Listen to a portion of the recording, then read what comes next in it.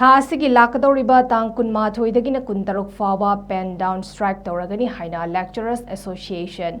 Manipur LAM 2018 batch के secretary इरेंगबा मालेमगानबी चनना फोंदरक्रे वाफम असिंगसी मणिपुर प्रेस क्लब तपांगथुकिबा पाउगी मिफम अमदा फोंदोकिबनी मागना मखा तारादुना 2019 द lecturers association Manipur LAM 2018 batch असी लिंगाना गवर्नमेंट हायर सेकेंडरी स्कूल सिंगी कॉन्ट्रैक्ट लेक्चरर ओइना अपॉइंट तौखिबगा लोनिना January tang nipan lisangani kunithoi da cabinet decision lauduna regular taki haina phongdoki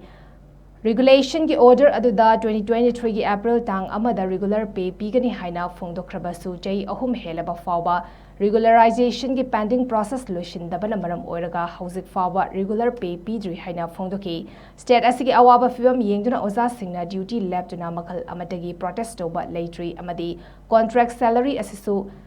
Ningsing laga pirakpa oibana oja chatruk sumna ahumgi awaba kaya mayuknare amadi yum puba ngamdaduna hazira suba chatpasu yauri haina phongdoki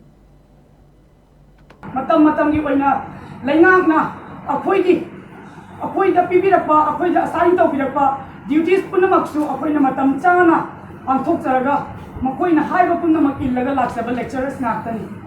tasengna haizarabada haiman bathokadra hauji akhoi lecturers me amni maraktagi akhoi gi lecturers me amni maraktagi hauji relief camp ta laiduna relief camp ta laira phawbada duties de ai gi isagi thongni khandana duties to mapung thana angthok laga satpa yaujai awana me amse pura phawbada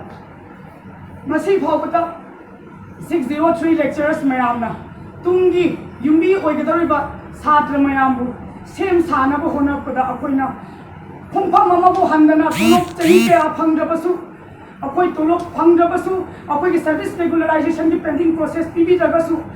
tumgi satra semagi damakta akoina akoi ki thawai hachang yauna akoi punnamak dedication amadi awana punnamak ka thokanda akoina nasiba hona jarakpani